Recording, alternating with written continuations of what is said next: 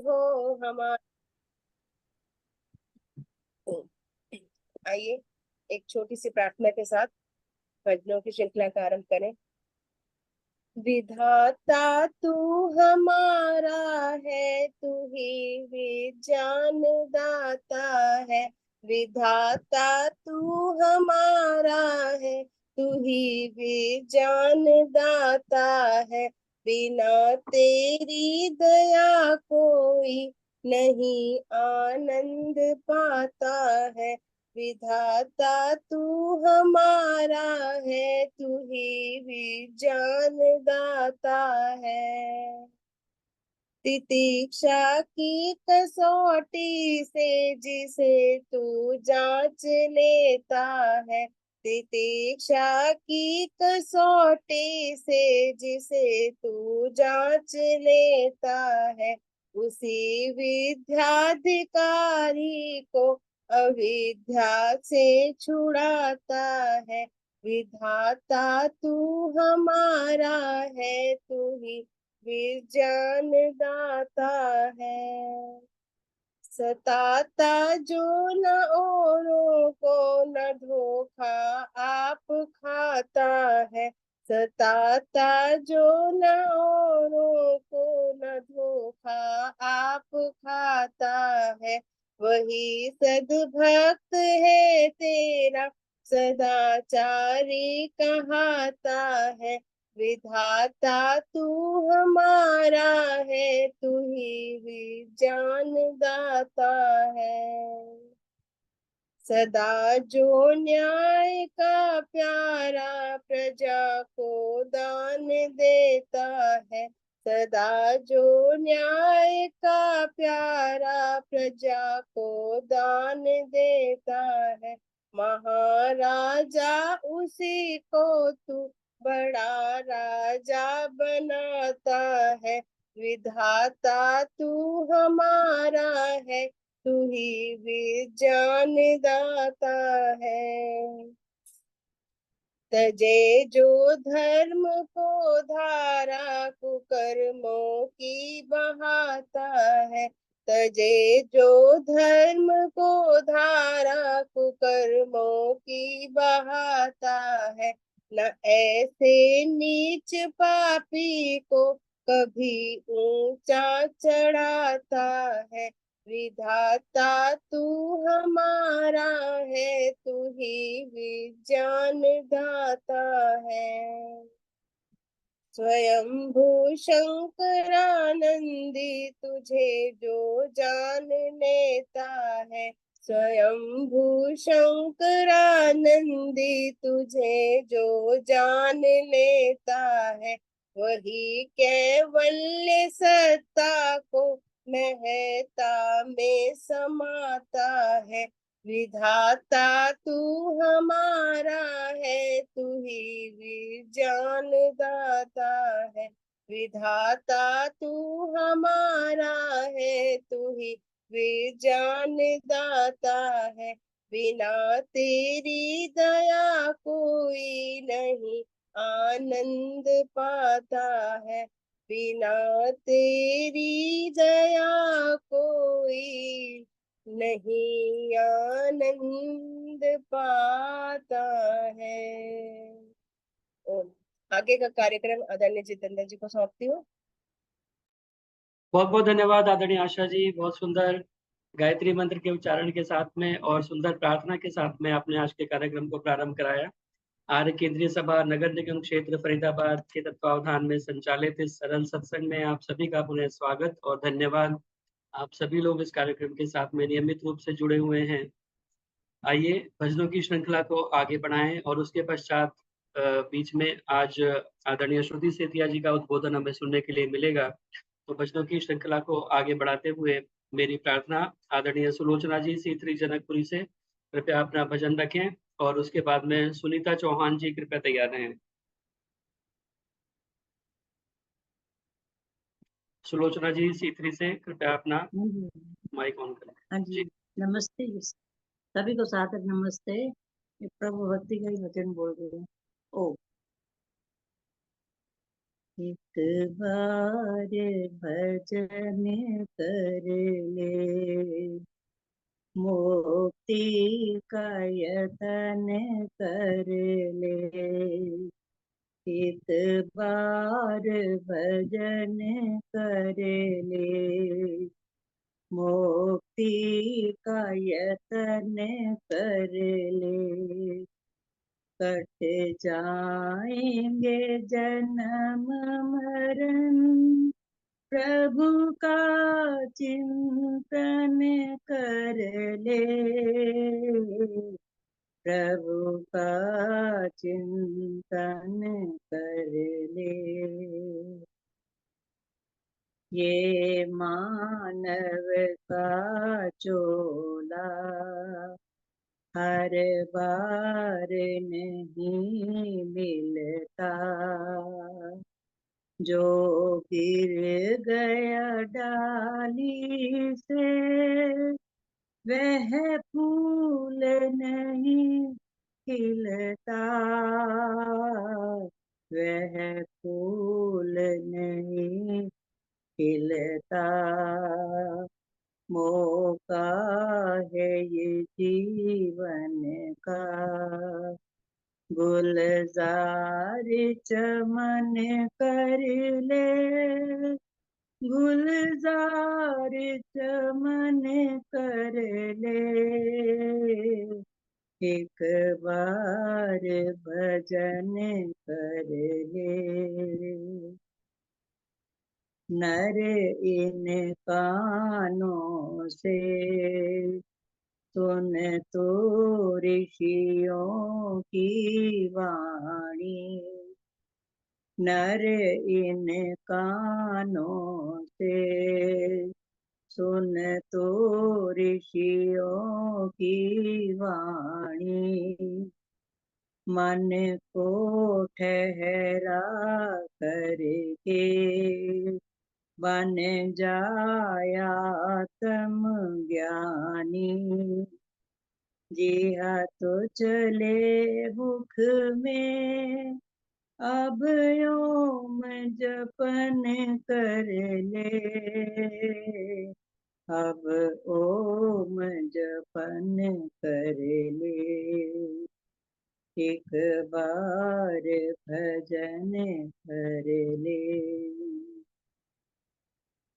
इस मैली चादर में है दाग लगे कितने, पर ज्ञान के साबुन में है झाग भरे इतने, धुल जाएगी सब स्याही, उजला तन मन कर ले, उजला तन मन कर ले। एक बार भजन कर ले, वेदों में गूंज रही मंत्रों की मधुर ध्वनिया, वेदों में गूंज रही मंत्रों की मधुर ध्वनिया, बलिदान के इस युग में तू गूथ नई कड़ियाँ, अब तो प्रभु के आगे नीची गर्दन कर ले, अब तो प्रभु के आगे नीची गर्दन कर ले। एक बार भजन कर ले, मुक्ति का यतन कर ले। कट जाएंगे जन्म मरण, प्रभु का चिंतन कर ले, प्रभु का चिंतन कर ले। ओ धन्यवाद समय देने के लिए जतिंदर जी। बहुत बहुत धन्यवाद आदरणीय सुलोचना जी, बहुत सुंदर गीत आपने सुनाया। एक बार भजन कर ले, प्रभु का चिंतन कर ले, कट जाएंगे जन्म मरण। और ये वास्तव में हमारी जो सारा प्रयत्न है इस मनुष्य के शरीर को प्राप्त करके भी अगर हम जन्म मरण के चक्र को नहीं काट सके तो हमारा ये जन्म मरण का चक्र जो है ऐसे ही चलता जाएगा और उस मनुष्य के जीवन को पाना हमारा निरर्थक हो जाएगा। क्योंकि यही एक जन्म है जिसके अंदर इस जन्म मरण के चक्र को हम काट सकते हैं। बाकी जितनी भी योनियां हैं, मनुष्य के इतर जितनी भी योनियां हैं, वो सारी भोग योनियां हैं। उनमें केवल जीव जो है वो अपने भोगों को भोगता है और नया कर्म करने में समर्थ नहीं है। लेकिन मनुष्य का जीवन केवल ऐसा है जिसमें हम भोगों को भोगते भी हैं और नए कर्म करने की स्वतंत्रता भी, हमारे अंदर विवेक भी है। हम सोच समझ के अच्छे कर्मों को कर सकते हैं। तो इसीलिए आइए इस शरीर को प्राप्त करके हम इस जन्म मरण के चक्र को काटने का प्रयास करें।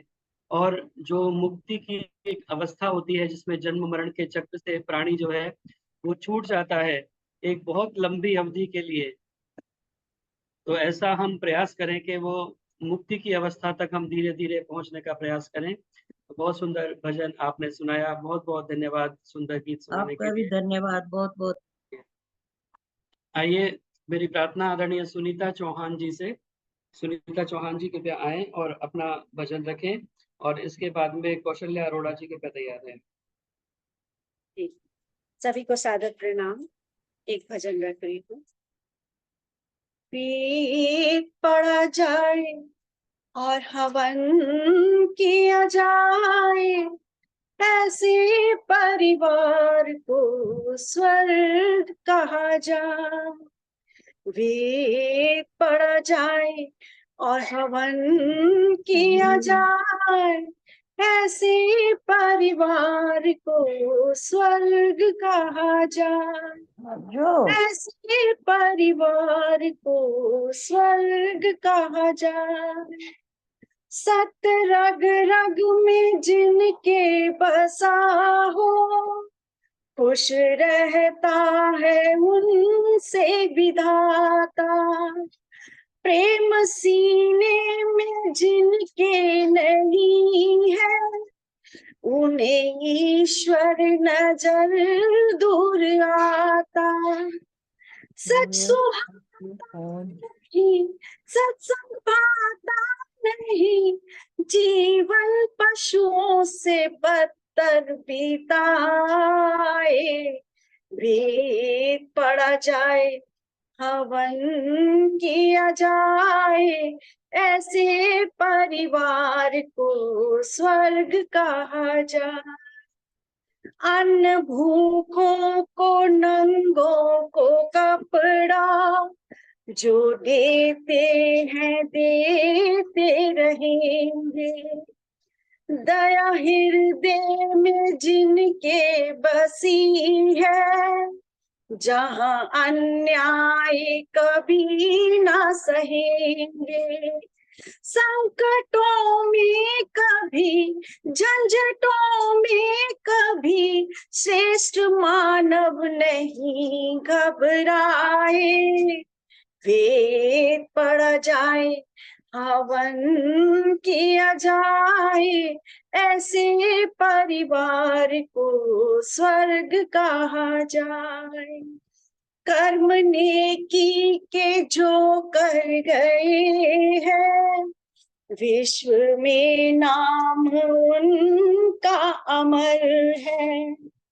उनकी जीवन की ज्योति से अनभिज, भूले पथिकों ने पाई डगर है। कर्म नेकी के जो कर गए हैं, विश्व में नाम उनका अमर है। उनकी जीवन की ज्योति से अनभिज, भूले पथिकों ने पाई डगर है। नियम तोड़ा नहीं, धर्म छोड़ा नहीं, जग उनके सदा गीत गाए। वेद पढ़ा जाए और हवन किया जाए, ऐसे परिवार को स्वर्ग कहा जाए। ऐसे परिवार को स्वर्ग कहा जाए। ओम जी ओम। समय देने के लिए बहुत बहुत धन्यवाद। बहुत बहुत धन्यवाद आदरणीय सुनीता चौहान जी, बहुत सुंदर। और वास्तव में बहुत सारे लोग यही समझते हैं कि स्वर्ग कहीं दूसरे स्थान पर, कोई कहता है चौथे आसमान पर, कोई कहता है सातवें आसमान पर है, कोई कहता है बैकुंठ में है, कोई कहता है कहीं क्षीर सागर में जाकर के है, कोई कहीं बताता है, कोई कहीं बताता है।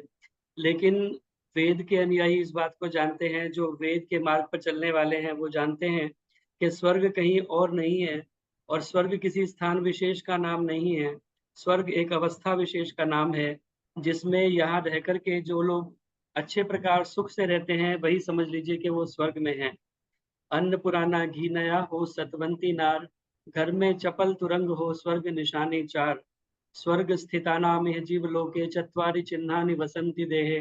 दान प्रसंगो मधुरा च वाणी, देवार्चनम ब्राह्मण तर्पणं च। कहते हैं कि स्वर्ग के लिए कहीं अलग जाने की आवश्यकता नहीं कि मरने के बाद कहीं मिलेगा। स्वर्ग यहीं पर है, इसी स्थान पर है। इहैव कहते हैं कि यहीं पर है स्वर्ग, और इसी घर में हमें स्वर्ग मिलेगा। तो हम स्वर्ग को खोजने के लिए कहीं और ना जाएं, जहाँ वेद पढ़ा जाए, जहाँ यज्ञ किया जाए, ऐसे परिवार को ही स्वर्ग कहा जाए। जहाँ पर वेद के रास्ते पर चलने वाले लोग होते हैं, तो उनके घर में निश्चित रूप से स्वर्ग होता है। ये बहुत सुंदर भजन के माध्यम से इसके ऊपर बहुत लंबा बोला जा सकता है, लेकिन आइए भजनों की श्रृंखला को आगे आगे बढ़ाते हुए, बहुत धन्यवाद स्मिता चौहान जी, बहुत सुंदर गीत आपने रखा। एक करेक्शन मैं करना चाहूंगा इसमें, जो आपने कहा इसकी जीवन की ज्योति से अन्न भिज नहीं अनगिन, लाखों पतितों ने पाई डगर है। तो वहां पर वो शब्द अनगिन है। बहुत धन्यवाद। मेरी प्रार्थना आदरणीय कौशल्या अरोड़ा जी से, कृपया आए और अपना गीत रखें। आदरणीय कौशल्या अरोड़ा जी। हाँ जी, मेरी सभी को नमस्ते। जितेंद्र जी नमस्ते जी। एक प्रार्थना रूप भजन। ए मेरे प्रभु देव करुणा सिंधु करुणा कीजिए, मैं अधम आधीन अशरण अब शरण में लीजिए। खा रहा गोते हूँ मैं भव सिंधु के मझधार में, आसरा है दूसरा कोई न अब संसार में। ऐ मेरे प्रभु देव करुणा सिंधु करुणा कीजिए, मैं अधम आधीन अशरण अब शरण में लीजिए।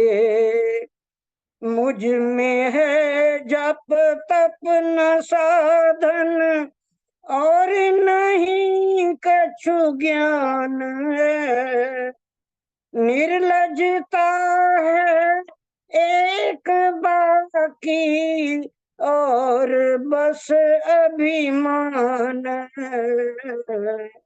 ऐ मेरे प्रभु देव करुणा सिंधु करुणा कीजिए, मैं अधम आधीन अशरण अब शरण में लीजिए।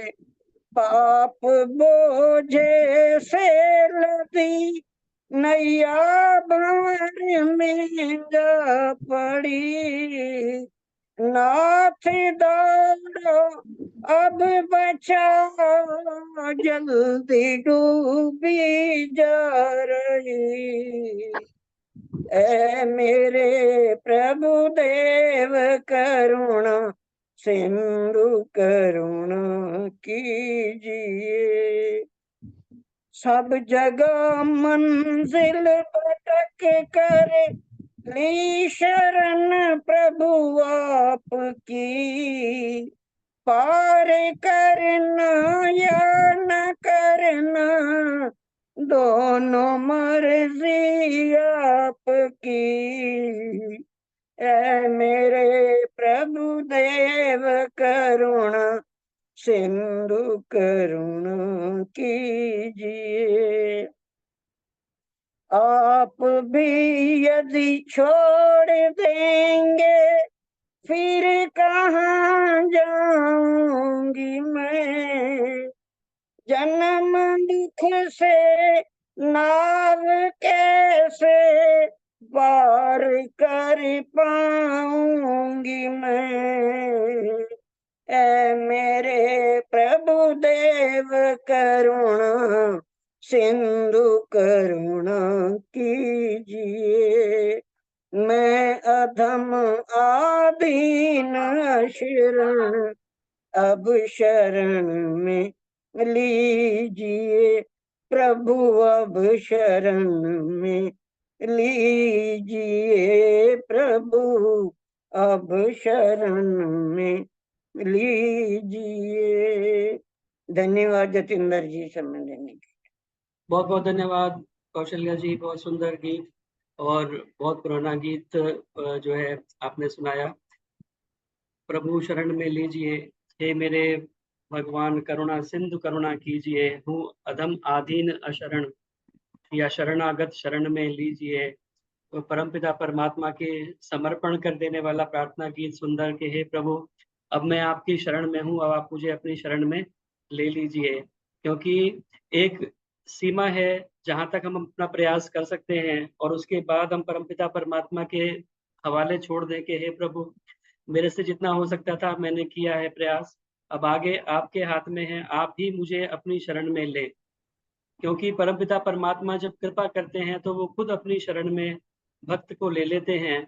और इसीलिए जो है एक उपनिषद का वाक्य है, वहाँ पर कहा गया है, नायम आत्मा प्रवचनेन लभ्य न मेधया न बहुना श्रुतेन यमई वेश वृणुते तेन लभ्यस। जिसे परमपिता परमात्मा स्वयं वर्ण कर लेते हैं उसी को वो अपनी शरण में लेते हैं।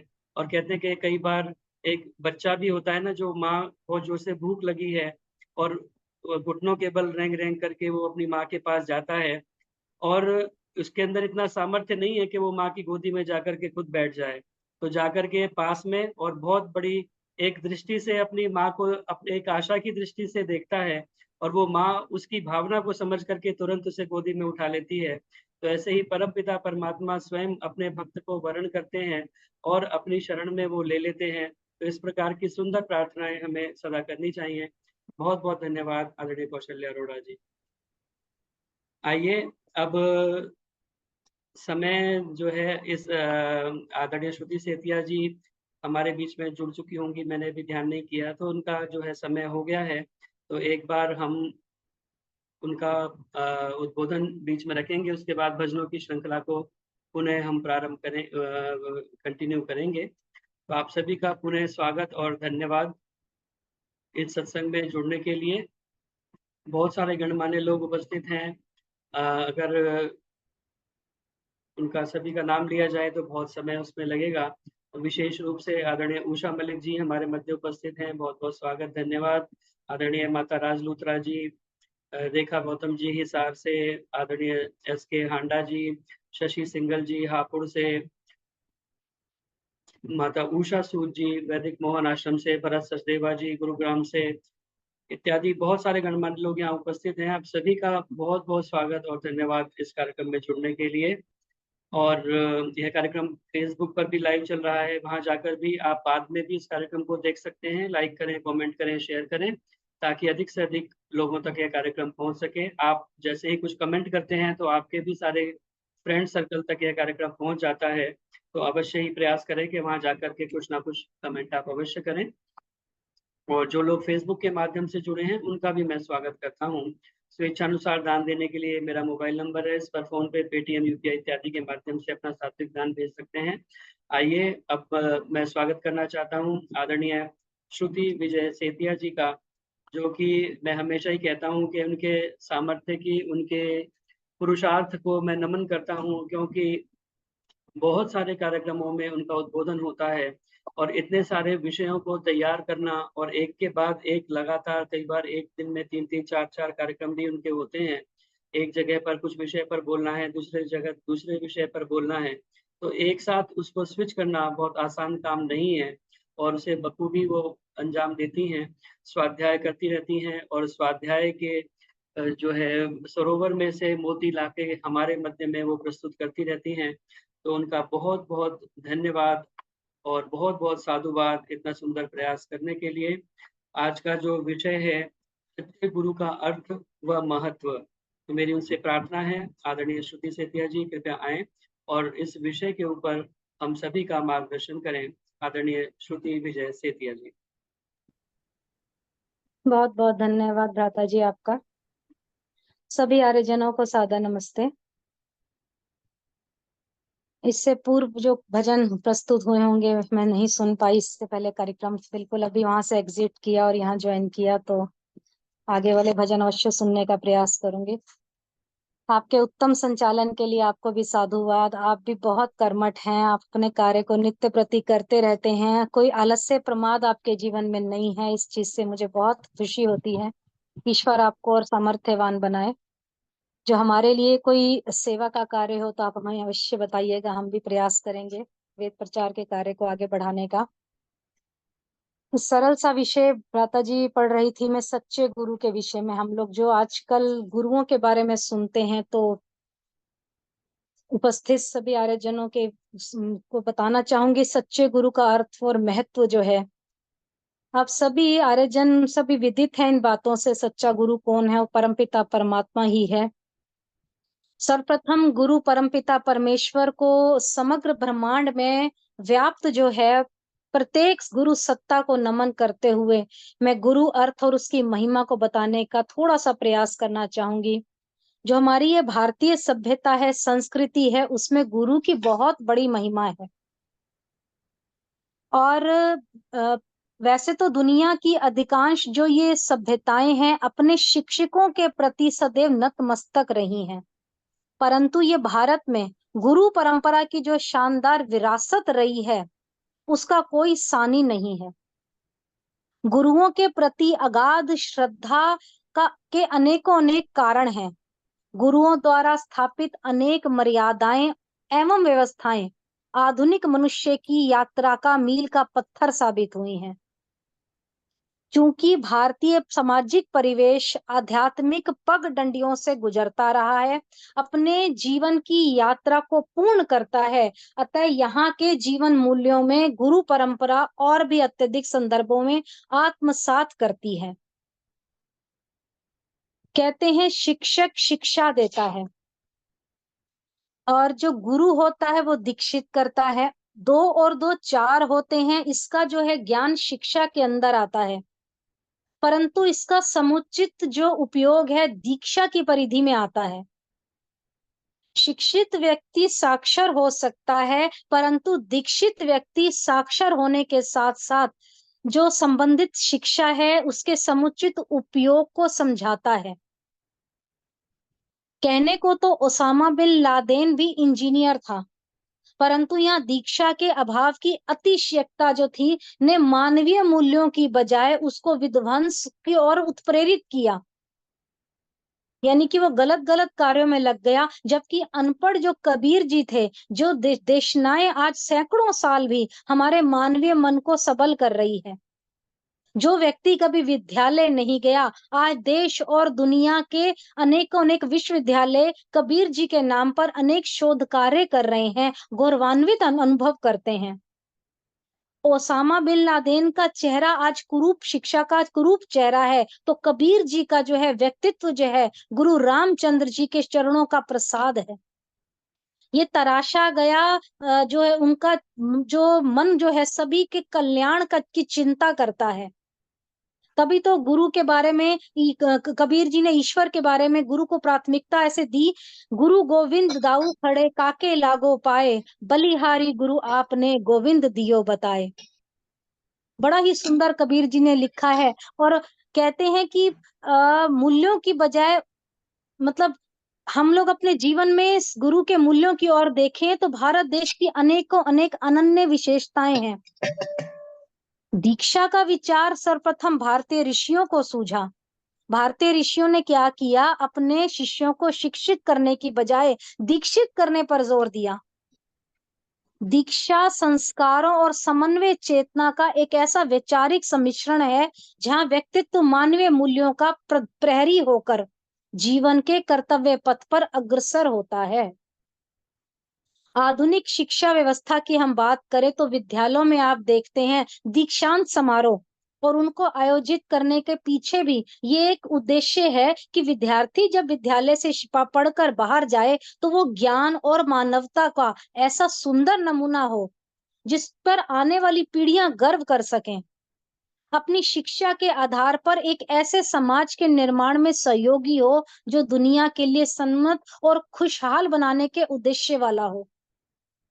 जितना उसको पहले उपलब्ध नहीं उससे आगे बढ़कर व्यक्ति अपनी सहयोगी हो सके, अपनी बातों से अपने विचारों से दूसरों का ज्ञान बढ़ा सके, ऐसे दीक्षित समारोह व्यक्ति करता है। अब हम लोग बात करते हैं गुरुकुल की। जो गुरुकुल के विषयक ज्ञाता के अधिष्ठा थे वो आचार्य कहलाए, जिन्होंने उपलब्ध ज्ञान के मार्ग को आगे प्रशस्त किया उनको ऋषियों की संज्ञा दी गई। स्वयं में ही सिद्ध प्रस्थित प्रज्ञ योगी सन्यासी के जो पात्र बने और जो मंदिर और मठों के कर्म कांड शास्त्री गण पुजारी महंत, इनको पुजारी कहलाया गया। और ब्राह्मण शब्द का अर्थ दो बातों से बनकर मिला है, ब्रह्म और अणु। जिसका व्यक्तित्व के जीवन में ईश्वरीय गुणों का समावेश हो वही ब्राह्मण कहलाने का अधिकारी है। फिर ऐसे ही पंडित की बात आती है। पंडित शब्द पांडित्य से आया, जिसका भावार्थ क्या है, किसी विशेष बात का सर्वोच्च ज्ञान रखना, किसी विषय का सार्थक उद्देश्यों की पूर्ति को प्राप्त करते हुए निश्चित नियमों के अंदर साधन करने वाला साधक कहलाया। जो तंत्र वामगामी या शाखा के अनुयायी बने उन्हें अरोंगी कहा गया, अधोड़ कहा गया। मन के मालिक और तन की आवश्यकताओं को जीतने वाले मुनि बने। शारीरिक जरूरतों को पूरा करने वाले सांसारिक वस्तुओं के मोह से ऊपर उठकर एक लक्ष्य बिंदु को आत्मसात करने वाले तपस्वी बने। और इन गुरुओं की श्रेणियों के पीछे एक सब बात समान थी, सभी के समग्र कल्याण की कामना और उसका समुचित उपाय। तो स्वामी विवेकानंद जी कहा करते थे, अच्छा गुरु अच्छा योगी हो सकता है और अच्छा योगी ही उपयोगी हो सकता है। तो हमें भी उपयोगी बनना है, उससे पूर्व हमें अच्छा योगी बनना है। गुरु परंपरा को अतिशय मान तब मिला जब भारत में एक दिव्य संत जो थे नानक के जीवन और उनके कार्यों की सुरभि सर्वत्र सुविसित हुई, जिन्होंने सभी धर्मों को बहुत माना। हिंदू धर्म के रूप में उन्होंने मक्का मदीना की यात्रा करने वाले वो अंतिम व्यक्ति थे। तो शिष्य शब्द भी गुरु शब्द का परिपूरक है। शिष्य शीश शब्द से आया है जिसका अर्थ सिर भी है, अर्थात जो अपना सिर काटकर गुरु के चरणों में अर्पित करने का भाव रखता है वास्तव में शिष्य कहलाता है। तो सिख शब्द हम सुनते हैं, सिख शब्द सिख जो होता है एक आज प्रतिष्ठित धर्म की मान्यता रखता है। शिष्य शब्द की ही अपभ्रंश है, शिष्य शब्द का ही अपभ्रंश है। विभूतियों के नाम के आगे गुरु लगाने से गुरु परंपरा गुरु नानक देव जी के बाद शुरू हुई है। यही नहीं कि इस शब्द को इतना अधिक पवित्र और दिव्य माना गया कि सिख धर्म के सर्वोच्च गुरु गुरु ग्रंथ साहिब के नाम से उनको जाना गया।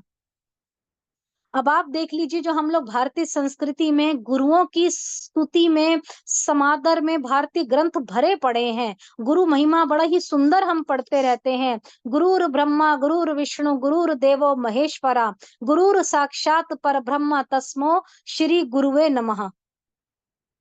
कालिदास विश्व के विख्यात कवि कहलाए, परंतु शुरू शुरू में क्या थे, मूर्ख थे, निरक्षर थे, अबोध व्यक्ति थे।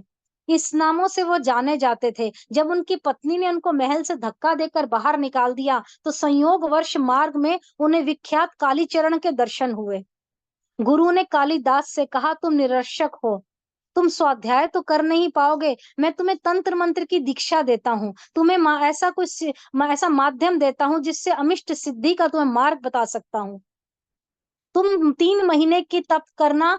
उनकी सेवा साधना हुई 3 महीने तक। वो साधना से प्रसन्न होकर गुरु कालीचरण ने उन्हें शिक्षांभवी दीक्षा प्रदान करी, जिससे कालिदास के मन के भीतर एक ज्ञान दीप प्रदीप्त हो गया। कंठ से वाम देवी प्रकट हुई और उनका स्वर काव्य उच्चारित होने लगा। कालिदास जो है आगे बड़े अद्वितीय कवि बने और उनके द्वारा रचित कुमार संभव, मेघदूत और ये ऋतु संहार का दुनिया भर में कोई मुकाबला नहीं। तो गुरुओं में आदि गुरु शंकराचार्य जी और गुरु गोरक्षनाथ जी का नाम विशेष रूप से विख्यात है। और आज हम लोग क्या कर रहे हैं, बड़े बड़े गुरुओं को मानकर गद्दी पर बैठा के रखा हुआ है हम लोगों ने।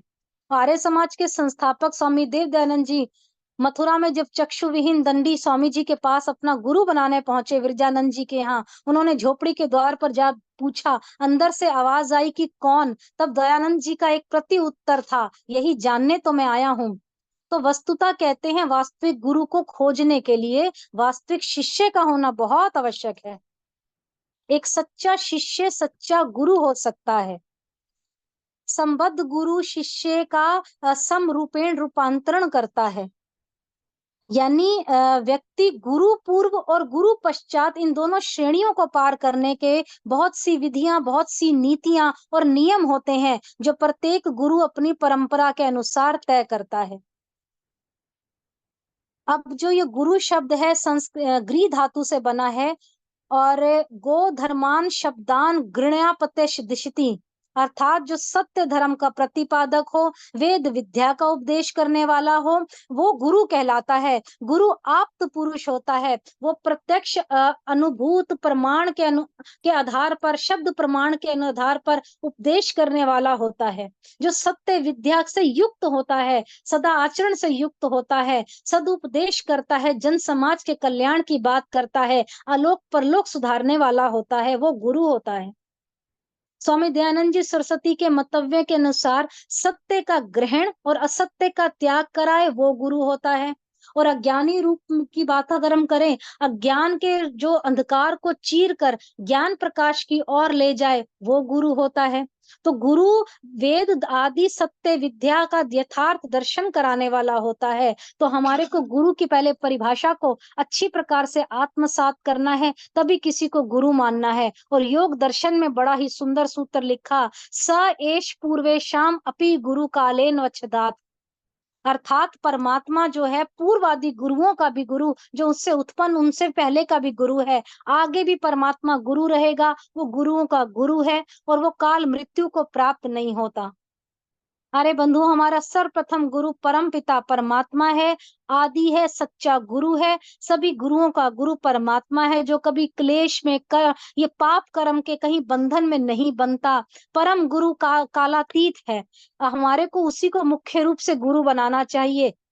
हमारा हित करने वाला परम पिता परमात्मा है, हमारे साथ कभी अन्याय नहीं करता, छल कपट नहीं करता, धोखा नहीं करता। जीवन को हमारे को उसी के अनुसार अपना अनुशीलन उसी का लगा देना चाहिए, हमें ईश्वर के अनुसार चलना चाहिए। दूसरी गुरु हमारी माँ होती है, जिसने हमें जन्म दिया, हमारा पालन पोषण किया, हमारा निर्माण किया। संसार में सबसे बड़ा पुण्य का कार्य तो माँ को संतुष्ट करना है, माँ की सेवा करनी है, उनको प्रसन्न रखना है। और जिसकी माँ का विदुषी है वो मनुष्य बहुत भाग्यवान है। तो माँ को गुरु बनाइए ना, माँ से अच्छे अच्छे गुण प्राप्त करिए। और माँ ये चाहती है कि मेरी संतान सुखी रहे, स्वस्थ रहे, सुरक्षित रहे, प्रसन्न रहे। माता अपने संतान के लिए कभी कुमाता नहीं हो सकती, अपने संतान के हित के लिए बहुत कुछ कर सकती है। फिर तीसरा गुरु हमारा पिता होता है, अपने आप को भूलकर वो संतान का पालन पोषण करता है। पिता संसार में सबसे ज्यादा प्यार करता है, परंतु जचाता नहीं है, बताता नहीं है, किंतु अपनी संतान को खुद से आगे निकल जाने के लिए प्रयास करने में लगा रहता है। सुखी समृद्ध ऐश्वर्यशाली मेरी संतान बन जाए, ऐसी भावना रखता है। ऊपर से कठोर होता है परंतु अंदर से बहुत कोमल होता है, सदैव हमारा हित चाहता है, तो केवल माता पिता की छाया भी हमें मिल जाए तब भी मनुष्य का स्वांगीण विकास हो सकता है। परम गुरु तक पहुंचने के लिए एक या अधिक संसारिक गुरु बनाने की हमें कोई आवश्यकता नहीं है। जो व्यक्ति वितेषणा, लोकेशणा, पुत्रेषणा इन तीनों ऐषणाओं से मुक्त हो जाए, जो योगानुष्ठान करने वाला हो, जो वेद और ईश्वर में पूर्ण निष्ठा रखने वाला हो, जीवन ऐसा जीने वाला हो, श्रेष्ठ कार्य, श्रेष्ठ पुरुष वाले कार्य करने वाला हो, उसी को श्रेष्ठ गुरु के पद पर स्थापित करना चाहिए। जो तत्वदर्शी हो, जो तीन अनादि पदार्थों का ठीक ठीक ज्ञान रखने वाला हो, उसे गुरु के पद पर स्थापित करना चाहिए। गुरु तो धीर होता है, सदाचारी होता है, ऋतस्य गोपः अर्थात सनातन सत्य वेद का रक्षक होना चाहिए, उपदेशक होना चाहिए और गुरु के रूप में उसी व्यक्ति को स्वीकार करना चाहिए जो स्वार्थ की वृत्ति से परे हो, हटा हुआ हो, पारमार्थिक हो, अधिक सकाम कर्मी ना हो, निष्काम भाव से सेवा करने वाला हो। सच्चा गुरु पक्षपात रहित हो, न्यायकारी होता है। इस चीज का हमेशा ध्यान रखिएगा। ये जो आजकल ये चले हुए बीड़ी, सिगरेट, गांजा, चरस वगैरह, मांस, मदिरा, तामसिक अभक्ष्य खान पान करने वाला नहीं होना चाहिए। सच्चा गुरु आस्तिक होना चाहिए, श्रद्धावान होना चाहिए, वेद, दर्शन, आर्ष ग्रंथ आदि शास्त्रों को पढ़ने पढ़ाने वाला होना चाहिए, सत्य ज्ञान का ग्राहक तथा उपदेशक होना चाहिए, वेद ज्ञान की बातें, यज्ञ और योग का प्रचारक प्रसारक होना चाहिए। गुरु सत्याभिमानी होता है, सत्यभाषी होता है, सत्यकारी होता है। तो सच्चे गुरु को प्रमाण पूर्वक परीक्षित करके जीवन में आप प्रतिष्ठित आप कर रहे हैं तो उसके लिए हमें उत्तम शिष्य भी बनना पड़ेगा। केवल गुरु गुरु के ही गुण हम गाते रहेंगे और हम उत्तम शिष्य ना बन पाए तब भी कोई लाभ नहीं है। यदि हम उत्तम शिष्य गुरु के मार्गदर्शन के अनुसार अध्ययनशील करने वाले नहीं बनेंगे तो वो अपनी शक्ति, अपना सामर्थ्य, अपना समय, अपना क्यों बेकार करेगा। तो हमें भी एक अच्छा शिष्य बनना है। तो प्रत्येक व्यक्ति को सच्चे गुरु की आज्ञा का अनुसरण करना चाहिए, पूरा पुरुषार्थ करना चाहिए, स्वाध्याय और पठन पाठन में जरा भी प्रमाद नहीं करनी चाहिए। गुरु के ज्ञान में सीधा बैठिए, बुद्धि अच्छी आप ग्रहण कर सकें ऐसी उत्कंठा अपने जीवन में रखिए। आप अपनी बुद्धि को सद्मार्ग पर ले जाने का प्रयास कीजिए, अच्छा ज्ञान आप ग्रहण करने के लिए अच्छे शिष्य बने। यदि हम अच्छे शिष्य ना बने रहे तो वैदिक विद्वानों के उपदेशों को सुनने का तो हम प्रयत्न कर सकते हैं। जो विद्वान हमारे सामने धार्मिक हैं, सदाचारी हैं, विनम्र हैं, वो अपने संकल्पों को पूरा कर रहे हैं तो हम क्यों ना प्रयास करें, हम क्यों ना इस चीज के राह पर चलें, हम भी अपने संकल्पों को पूर्ण करने के लिए उत्तम शिष्य बने। तो हमें भी अच्छा शिष्य बनना है। हमारे जीवन में गुरु का महत्व माता पिता के समान ही है। एक जीवन में हम एक और उससे हमारे को कई सारे गुरुजन मिलते हैं, हम कईयों से ज्ञान ग्रहण करते हैं। जीवन को सद्मार्ग पर ले जाने वाला, एक सही दिशा देने में गुरु ही सर्वोत्तम स्थान है। इसीलिए तो बड़ा सुंदर कहा गया है, गुरु कुम्हार शिष्य कुंभ है, गाड़ी कोट काढ़े खोट, अंतर हाथ सहार दे बाहर बाहे चोट। मतलब जो गुरु होता है वो कुम्हार की तरह होता है, शिष्य जो होता है कच्चे मिट्टी के घड़े के समान होता है। जिस तरह घड़े को बनाने के लिए, सुंदर बनाने के लिए अंदर से हाथ डालकर ऊपर से थापी मारी जाती है, उसी प्रकार शिष्य को कठोर अनुशासन में रखकर अंदर से प्रेम भावना रखते हुए शिष्य की बुराइयों को दूर करने का कार्य करके संसार में सम्मान्यवान बनता है, वो गुरु कहलाता है। तो आज हमें शंकराचार्य जी, गुरु दत्ते जी, गुरु गोरक्षक नाथ जी, स्वामी विरजानंद जी, स्वामी दयानंद जी महाराज, ऐसे ऐसे शिष्य भी चाहिए, तभी तो हमारा समाज उन्नति कर सकता है। हमें ज्ञान से, पाखंड से, बुराइयों से, अंधविश्वासों से निकालने का प्रयास कर सकता है यदि हम भी अच्छे शिष्य बने, गुरु की आज्ञा का पालन करें। आज हम लोग क्या कर रहे हैं, वर्तमान जीवन जो हम लोग जी रहे हैं उसमें ईश्वर की उपासना, प्रार्थना, स्तुति को छोड़कर हम लोग अलग अलग आडंबरों में फंस चुके हैं। हम लोग अलग अलग गुरुओं को गद्दी पर बिठा देते हैं। आप सभी ने हाथरस की घटना सुनी है। अपूज्या यत्र पूज्यन्ते पूज्यमान न नित्य निरादरः त्रीणि तत्र प्रविशन्ति दुर्भक्षिणः मरणम भयम। मतलब जो व्यक्ति जो बेकार के व्यक्तियों की पूजा करता है, अयोग्य व्यक्तियों की पूजा करता है, विद्वानों का निरादर करता है, उस व्यक्ति के जीवन में 3 चीजें प्रवेश कर जाती हैं। त्रीणि तत्त प्रविशन्ति, भूखमारी हो गई, मृत्यु हो गया और भय हो गया। ये 3 चीजें जीवन में आ जाएंगी। जो हाथरस में घटना हुई है, ये मॉडर्न वेशभूषा वाले जो बने हुए गुरुजी, उनकी संग देखने के लिए, मिलने, उनके प्रवचन सुनने के लिए लाखों की संख्या में महिलाएं, बच्चे सब पहुंच जाते हैं। ढोंगी बाबा जो होते हैं, इनके चक्र में हमें नहीं पड़ना। ये सनातनी नहीं है। ये जो ये सूट बूट पहनकर बैठ जाते हैं, ये सनातन धर्म के ढोंग करते हैं। तो हाथरस में जो हमने शवों की संख्या देखी, मन बहुत ही ग्लानि का एहसास रहा। गुरुओं के पीछे ऐसे हम पागल हैं। सैकड़ों महिलाएं, सैकड़ों बेटियां किसी इंसान में ईश्वर को ढूंढ रही हैं। आप तो स्वयं साक्षात जगदम्बा का अंश हैं। कहाँ भीड़ में ईश्वर को ढूंढ रही हैं?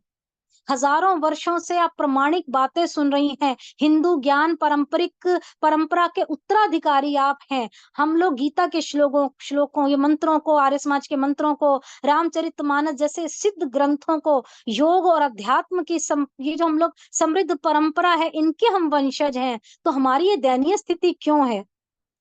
गुरु ऐसा होना चाहिए जो हमें वैदिक ज्ञान दे, योग का ज्ञान दे, ध्यान और दिव्य आध्यात्मिक शक्ति हमें दे।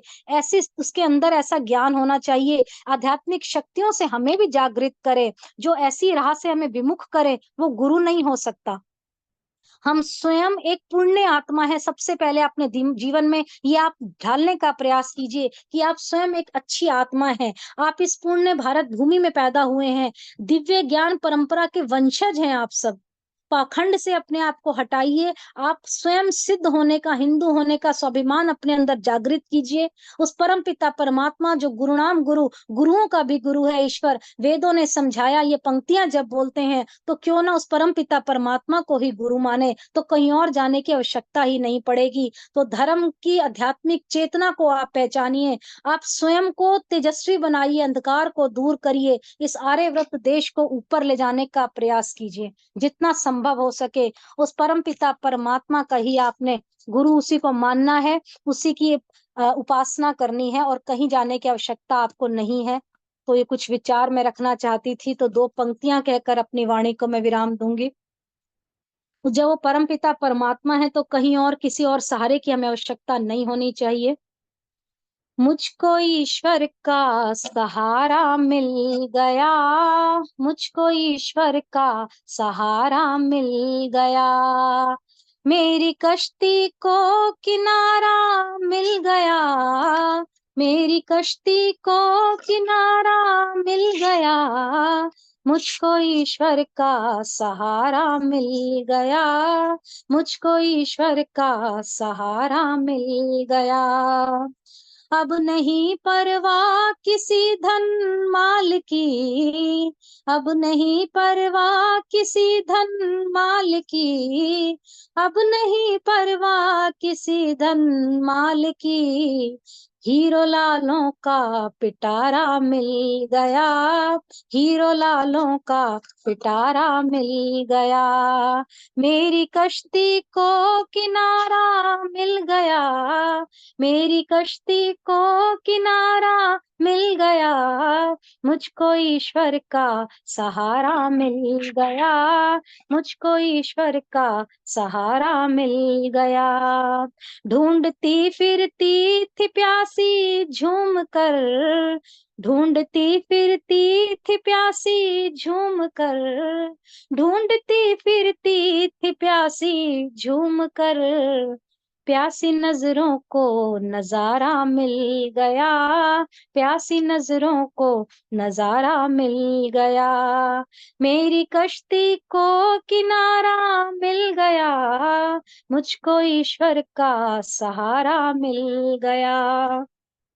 मैं किसी के द्वार जाऊं किस लिए, मैं किसी के द्वार जाऊं किस लिए, मैं किसी के द्वार जाऊं किस लिए।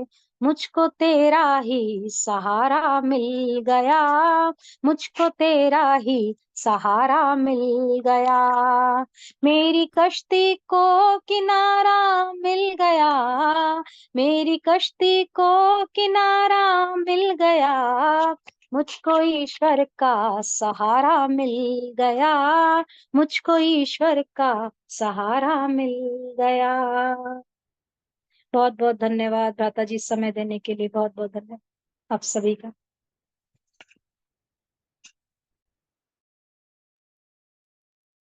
बहुत बहुत धन्यवाद आदरणीय बहन श्रुति सेतिया जी। बहुत सुंदर उद्बोधन आपने गुरु के महत्व, गुरु का सच्चा अर्थ और सच्चे गुरु कौन होते हैं वास्तव में, यह पूरा विषय बहुत अच्छे तरीके से और बहुत थोड़े समय में गागर में सागर करने का कार्य किया और बताया कि परमपिता परमात्मा हमारा सबसे पहला और सबसे बड़ा गुरु है, क्योंकि योग दर्शन भी कहती है कि सएष पूर्वेशाम अपि गुरु काले नवच्छेदात्।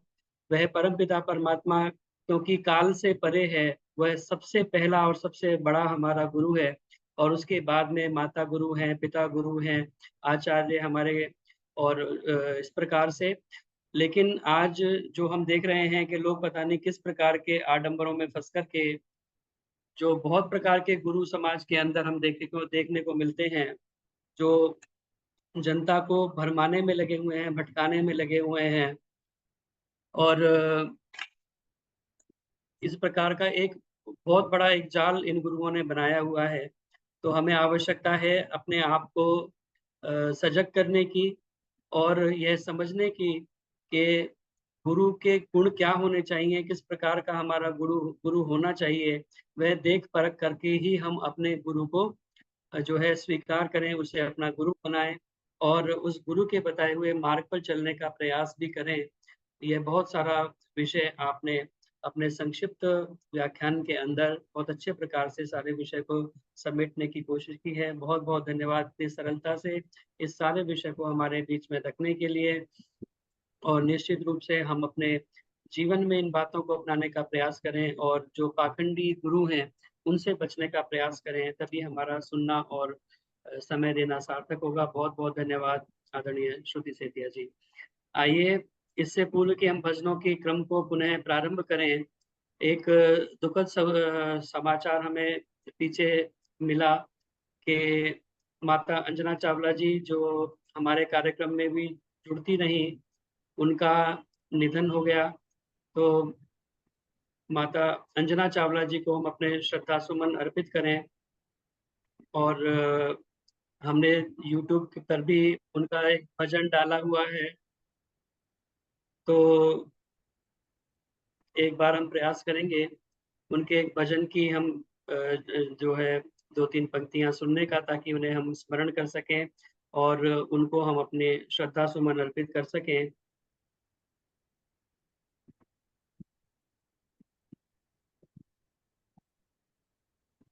और बहुत ही सुंदर उन्होंने भजन बोला है। ये जीवन तुम्हारा तुम्ही को समर्पण, लगा दो किनारे इसे मेरे भगवन, लगा दो किनारे इसे मेरे भगवन। हो करुणा के सागर दया के हो दाता, हो करुणा के सागर दया के हो दाता, तुम्ही जग के पालक हो करता विधाता। जो सोया है मानव उसे तुम जगा दो, जो सोया है मानव उसे तुम जगा दो। दया करके भगवन सुपथ पर चला दो, दया करके भगवन सुपथ पे चला दो। ये जीवन तुम्हारा तुम्ही को समर्पण, ये जीवन तुम्हारा तुम्ही को समर्पण। और उन्होंने अपना जीवन जो है वो समर्पित कर दिया परमपिता परमात्मा के चरणों में, उनकी व्यवस्था के अंतर्गत। आज भौतिक रूप से हमारे बीच में नहीं है, लेकिन जब उनका ये भजन सुनते हैं तो ऐसा लगता है कि वो अभी भी हमारे बीच में ही बैठ करके गा रही हैं। वैसे ही माता अंजना चावला जी को भी को हम अपने तरफ से श्रद्धा सुमन अर्पित करते हैं और विनम्र श्रद्धांजलि हम पूरे सरल सत्संग परिवार की ओर से, जितने भी लोग यहाँ पर उपस्थित हैं, उनकी ओर से विनम्र श्रद्धांजलि हम अर्पित करते हैं। परमपिता परमात्मा से यही प्रार्थना करते हैं कि निश्चित रूप से जैसे उनका स्वभाव था, जैसे उनके कर्म थे, जिस प्रकार का उनका व्यवहार था, निश्चित रूप से उन्हें बहुत अच्छा जन्म परमपिता परमात्मा ने दिया होगा और जहाँ भी हैं वो बहुत अच्छी सद्गति उन्हें प्राप्त हो और हम सभी उनके बताए हुए रास्ते पर आगे बढ़ सकें, उनके जीवन से हम प्रेरणा ले सकें, यही हमारी सच्ची श्रद्धांजलि होगी। और मैं देख रहा हूँ एक दो कुछ हाथ उठे हुए हैं, कुछ विशेष रूप से यदि किसी को जो उनसे बहुत ज्यादा परिचित हो और श्रद्धांजलि के तौर पर हम हमें थोड़ा सा जानकारी भी दे सकें उनके बारे में, तो ऐसे एक दो लोगों को हम लेना चाहेंगे जो अपनी श्रद्धांजलि विशेष रूप से माता अंजना चावला जी को देना चाहते हैं। तो मेरी प्रार्थना, कौन उनके बहुत नजदीक रहे और उनके समाज के यदि कोई हो तो वो एक दो लोग आकर के श्रद्धांजलि दें। जी, वैसे तो रानी बाग के मेरे घर भी रानी बाग में है, मेरी इन-लॉज तो पड़ोस में थी। वो उन्होंने भी प्रोग्राम शुरू कर दिया था, 2 साल चलाए, फिर उनकी तबीयत खराब हो गई। मेरे को बोलती थी तू तो मेरी बहू हो, तो बहुत प्यार करती थी। जब मैं ज्वाइन नहीं करती तो मेरे को फोन करके बोलती थी तुम क्यों नहीं ज्वाइन किए हो। फिर अगले बार से फिर से थर्सडे को होता था उनका प्रोग्राम। मुझे बहुत दुख है, बहुत उनको मेरा नमन है। बहुत अच्छी आंटी थी, बहुत ही अच्छी, सच में कहीं नहीं मिल सकते हैं। बहुत बहुत नमन है उनको मेरी तरफ से। जी, बहुत ही उनका उनका रानी बाग का कार्यक्रम तो मैं भी ज्वाइन करती थी वीरवार को। बहुत ही विनम्र स्वभाव की थी वो, और बहुत बहुत सबसे प्यार करने वाली और सबको याद करने वाली और अपने साथ जोड़ के चलने वाली थी। तो माता जी को मेरा भी बहुत नमन है और श्रद्धा सुमन अर्पित करती हूँ, और इस परिवार की सरल सत्संग की ओर से भी मैं उनको श्रद्धांजलि के रूप में श्रद्धा सुमन अर्पित करती हूँ। उनकी श्रद्धांजलि सभा कल थी दिल्ली के अंदर, तो वहाँ तो हम उपस्थित नहीं हो पाए, लेकिन पूरे परिवार की ओर से हम उनको अपने श्रद्धा सुमन अर्पित करते हैं। वास्तव में बहुत ही विनम्र और बहुत ही मृदु भाषी थी। कार्यक्रम के अंदर जुड़ करके कभी भी उन्होंने ये नहीं कहा कि मैं भजन बोलूंगी, और बहुत ही सहज रूप से बैठी रहती थी और बहुत ही स्वाध्यायशीला और सत्संग प्रेमी वो थी। तो ऐसी माता जी को हम अपने पूरे सरल सत्संग परिवार की ओर से, सभी की ओर से अपने श्रद्धा सुमन अर्पित करते हैं। आइए भजनों की श्रृंखला को आगे बढ़ाते हुए। बहन भी जुड़ी हुई हैं, राज भूटानी।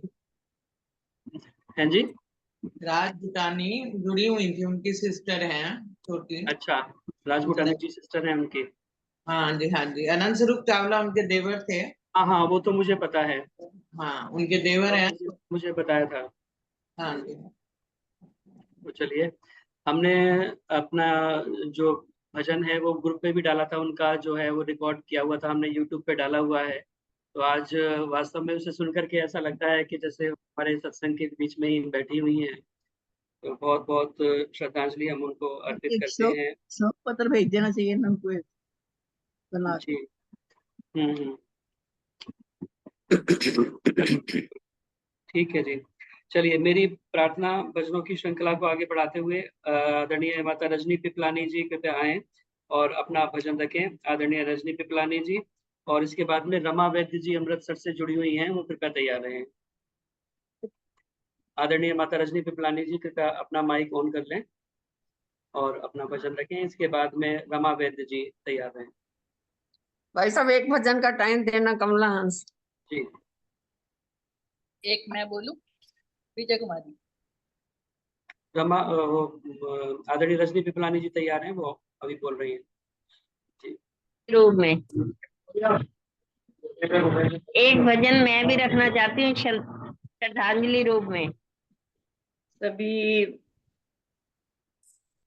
बहन भाइयों को सादर नमस्ते।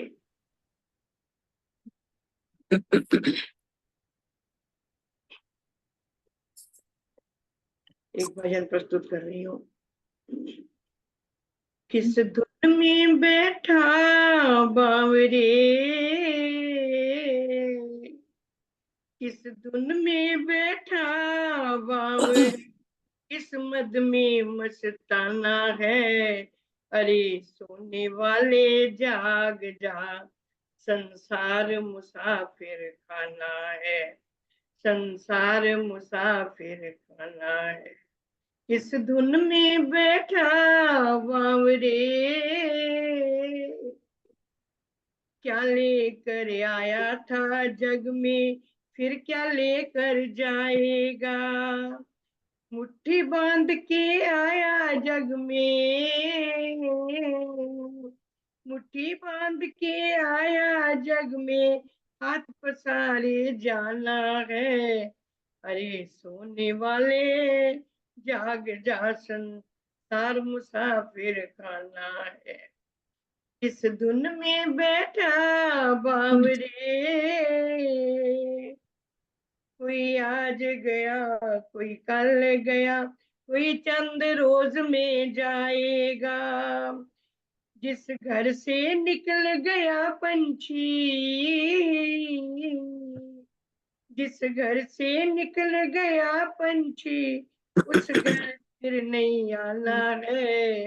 अरे सोने वाले जाग जा, संसार मुसाफिर खाना है, संसार मुसाफिर खाना है। सुत मात पिता बांधव नारी, धन धान यहीं रह जाएगा। ये चंद रोज की यारी है, ये चंद रोज की यारी है, फिर अपना कौन बेगाना है। अरे सोने वाले जाग जा, संसार मुसाफिर खाना है, सोने वाले जाग जा, संसार मुसाफिर खाना है। इस धुन में बैठा बावरे,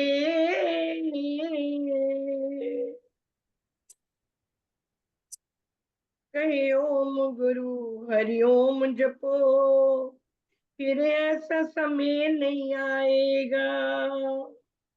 पाकर कंचन जैसी काया,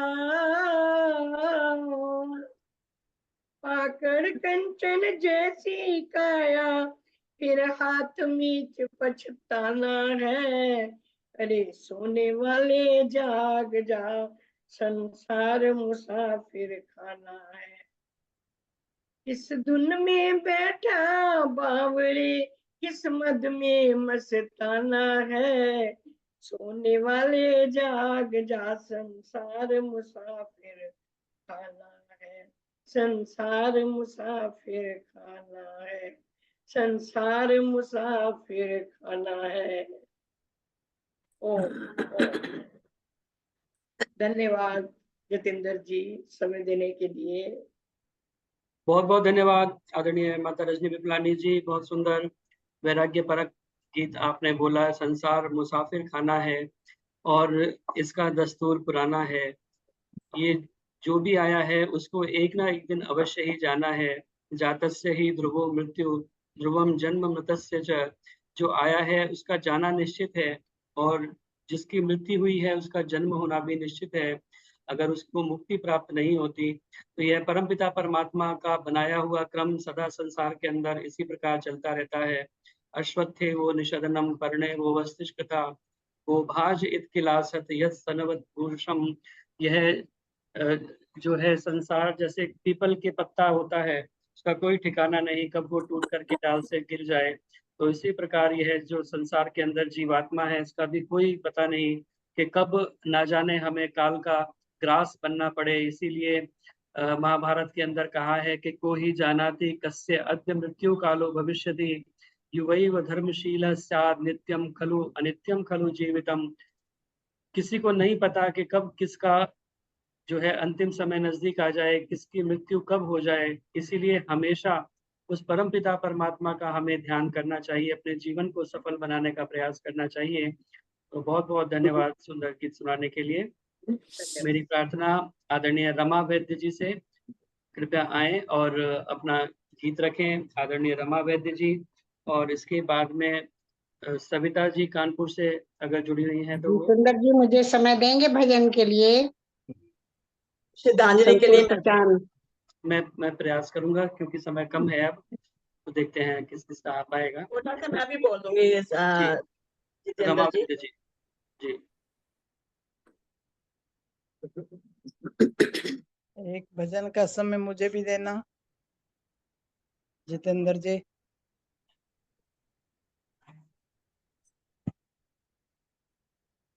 कुसुम भंडारी जी से मेरी प्रार्थना है कि वो अपना भजन रखें। एक भजन मैं भी रखना चाहती हूँ श्रद्धांजलि के रूप में बोलना चाहूंगी।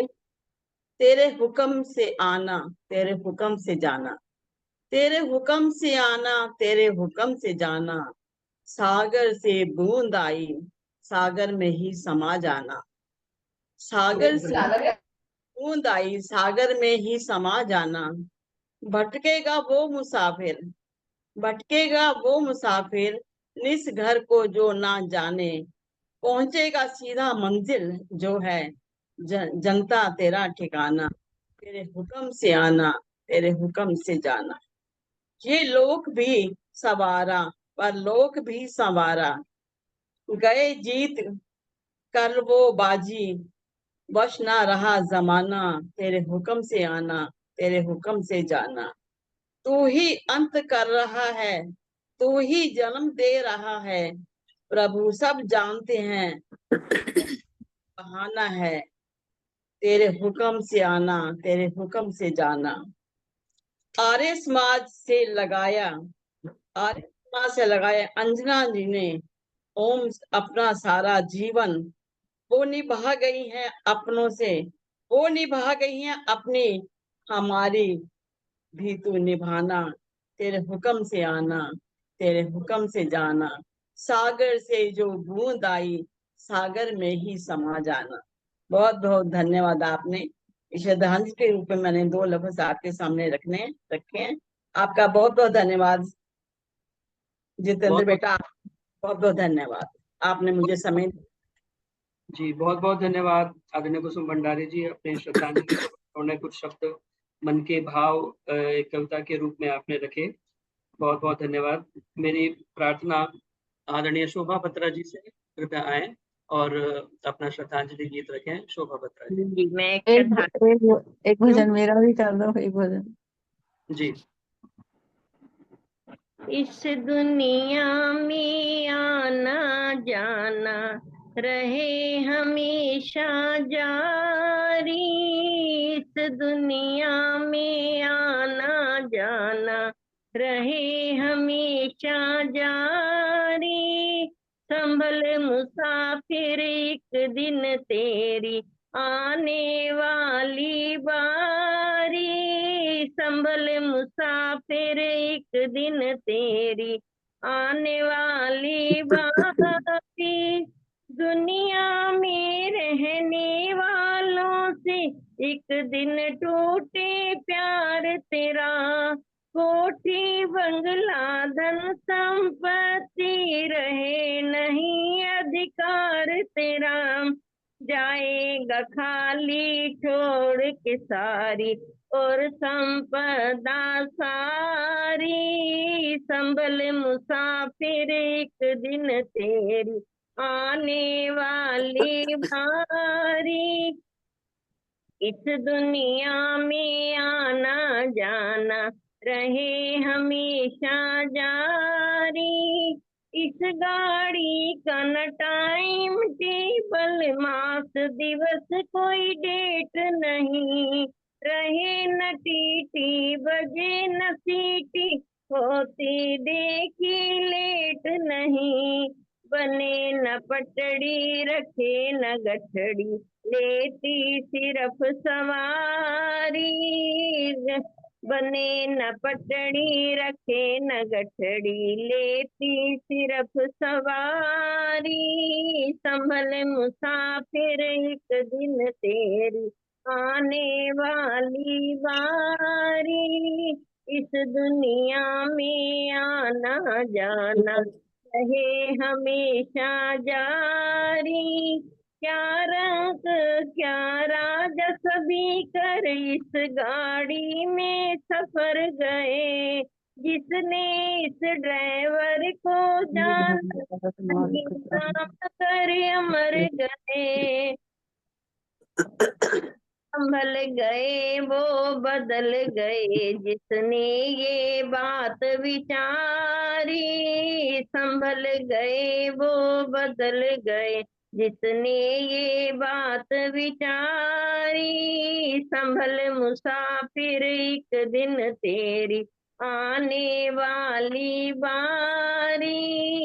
इस दुनिया में आना जाना रहे हमेशा जारी। इस दुनिया में आना जाना रहे हमेशा जारी। धन्यवाद जी मुझे समय देने के लिए। बहुत बहुत धन्यवाद आदरणीय शोभा बत्रा जी। इस दुनिया में आना जाना रहे हमेशा जारी। और लोग आ रहे हैं, लोग जा रहे हैं, लेकिन कहते हैं कि दुनिया का सबसे बड़ा आश्चर्य यही है कि हम देखते हैं कि लोग जा रहे हैं, फिर भी हमें लगता है कि हमें कभी भी जाना नहीं पड़ेगा। क्योंकि यक्ष युधिष्ठिर संवाद में भी हमने सुना है कि जब यक्ष ने युधिष्ठिर से प्रश्न किया कि किम आश्चर्य मतः परम, संसार का सबसे बड़ा आश्चर्य क्या है, तो युधिष्ठिर ने यही उत्तर दिया था कि अहन्यहनि भूतानि गच्छन्ति यमालयम शेषा स्थावरम इच्छन्ति किम आश्चर्य मतः परम। कहते हैं कि हम देख रहे हैं कि रोज रोज लोग इस संसार से विदा हो रहे हैं, लेकिन फिर भी हम इस बात को नहीं सोचते कि एक दिन हमें भी जाना है, हमने उसके लिए क्या तैयारी की है। हम ये सोचते हैं कि हम हमेशा रहने वाले हैं। यह संसार का सबसे बड़ा आश्चर्य है। तो संसार जो है मुसाफिर खाना है, संसार में लोग आते रहते हैं, जाते रहते हैं। तो आइए हम भी आए तो हैं, लेकिन जाएं इस तरह से कि लोग हमें फिर बाद में याद करें। ऐसा कुछ करके हम इस संसार से जाएं। तो बहुत धन्यवाद सुंदर गीत सुनाने के दो लिए। लाइनों का समय मुझे भी दे दीजिए। जी, मेरी प्रार्थना आदरणीय दो संतोष, जितेंद्र जी, मैं भी जरा श्रद्धांजलि के बोल दूं, 2 शब्द।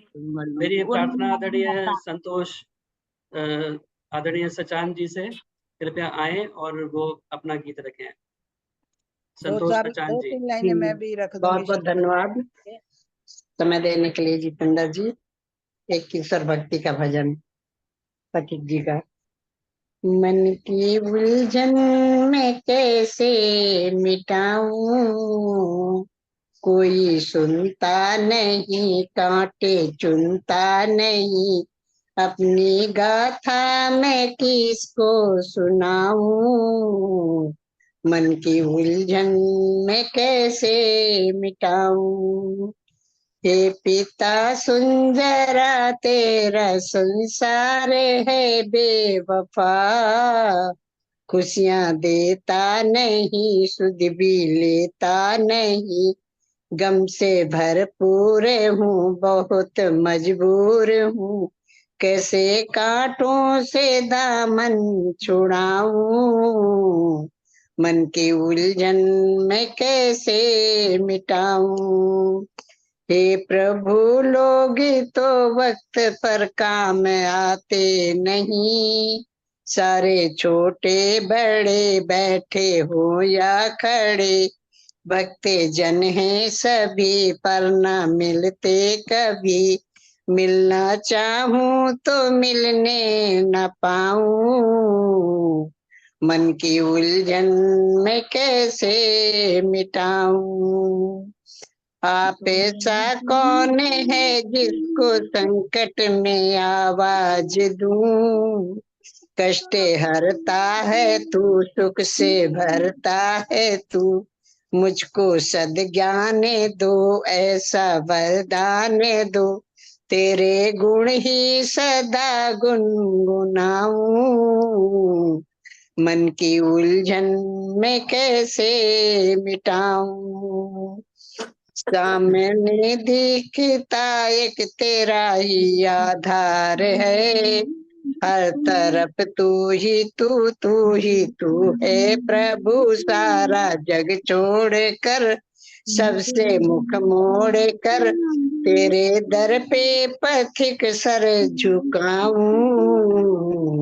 मन की उलझन मैं कैसे मिटाऊं। मन की उलझन मैं कैसे मिटाऊं। कोई सुनता नहीं, कांटे चुनता नहीं, अपनी गाथा किसे मैं सुनाऊं। मन की उलझन मैं कैसे मिटाऊं। मन की उलझन मैं कैसे मिटाऊं। ओम, बहुत बहुत धन्यवाद अनिल जितेंद्र जी, समय देने के लिए। सभी को सादर नमस्ते। जी, बहुत बहुत धन्यवाद संतोष सचान जी, बहुत सुंदर गीत आपने सुनाया। मन की उलझन में कैसे मिटाऊं। आइए केवल 2-2 मिनट के लिए कुछ श्रद्धांजलियां जो लोग देना चाहते हैं उनको हम जो है अवसर दें ताकि वो अपने मन के भाव व्यक्त कर सकें। मेरी प्रार्थना आदरणीय उर्मिल मेहदी रत्ता जी से, कृपया 2 शब्द वो श्रद्धांजलि के कहें। उसके बाद कमलेश चांदना जी कृपया तैयार रहें।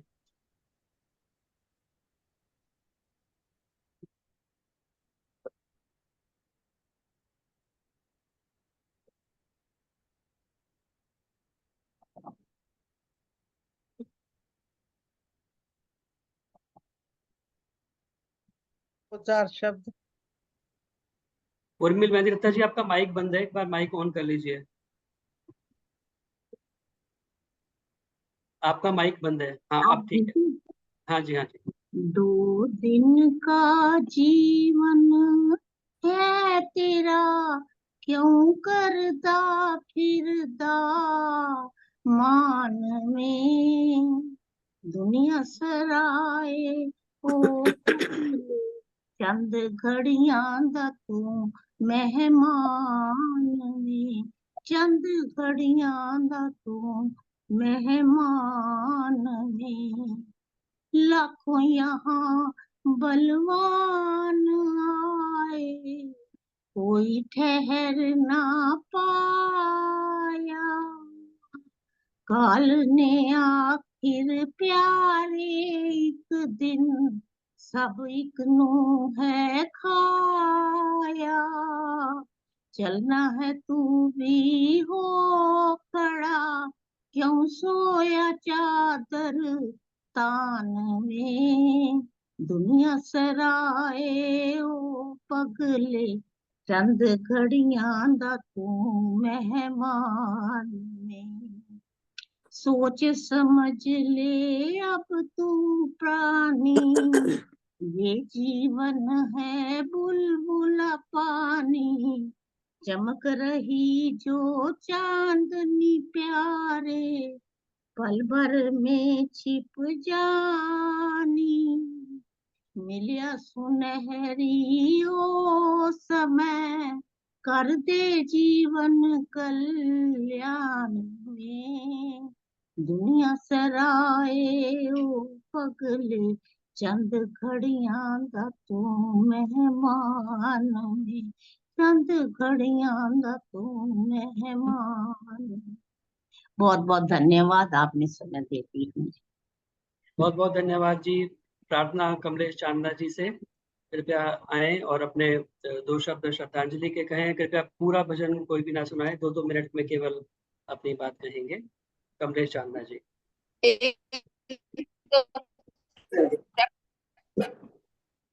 मैं भी मेरी आवाज आ रही है? बोल दिया था जरा तो नहीं कहता है। चलो ठीक है। मेरी आवाज आ रही है? हाँ जी। सभी को मेरी सादर नमस्ते। ओम ओम। क्या भरोसा है इस जिंदगी का, साथ देती नहीं है किसी का। क्या भरोसा है इस जिंदगी का, साथ देती नहीं है किसी का। सांस रुक जाएगी चलते चलते, शम्मा बुझ जाएगी जलते जलते, दम निकल जाएगा रोशनी का, साथ देती नहीं है किसी का। क्या भरोसा है इस जिंदगी का, साथ देती नहीं है किसी का। जिंदगी रवायत पुरानी, चलते रहना है इसकी निशानी। जिंदगी है रवायत पुरानी, चलते रहना है इसकी निशानी। मेल है ये खुशी और गमी का, साथ देती नहीं है किसी का। क्या भरोसा है इस जिंदगी का, साथ देती नहीं है किसी का। हम रहे ना मोहब्बत रहेगी, दास्तां अपनी दुनिया कहेगी।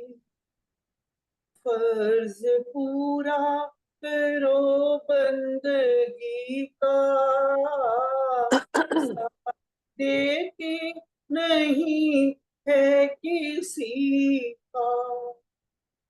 क्या भरोसा है इस जिंदगी का, साथ देती नहीं है किसी का। साथ देती नहीं है किसी का, साथ देती नहीं है किसी का। धन्यवाद जी। आंटी के लिए बहुत बहुत उनको शत शत नमन। वो बहुत बहुत धन्यवाद कमलेश चांदना जी। मेरी प्रार्थना आदरणीय कमला हंस जी से वो आए और लक्ष्मी देवी जी उसके बाद में तैयार है केवल 2-2 मिनट के लिए।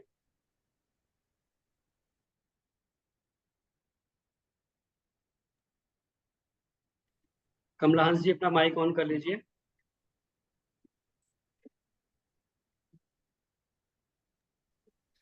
सबको सादर नमस्ते। यह दुनिया अरे पगले एक राम कहानी है, अपना ना यहाँ कोई हर चीज बिगानी है।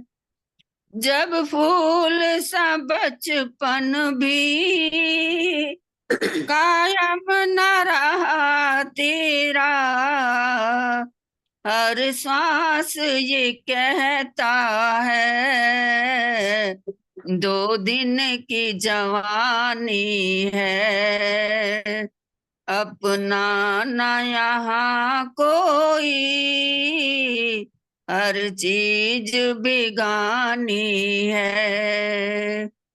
क्या मोह में आकर के तो खुद को भूल बैठा,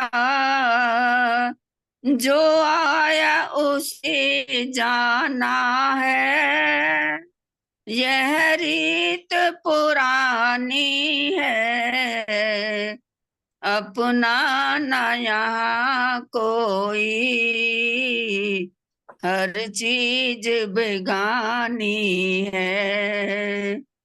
प्रभु नाम की शरण तुले, अमृत की सच्चाई से जीवन को अगर नौका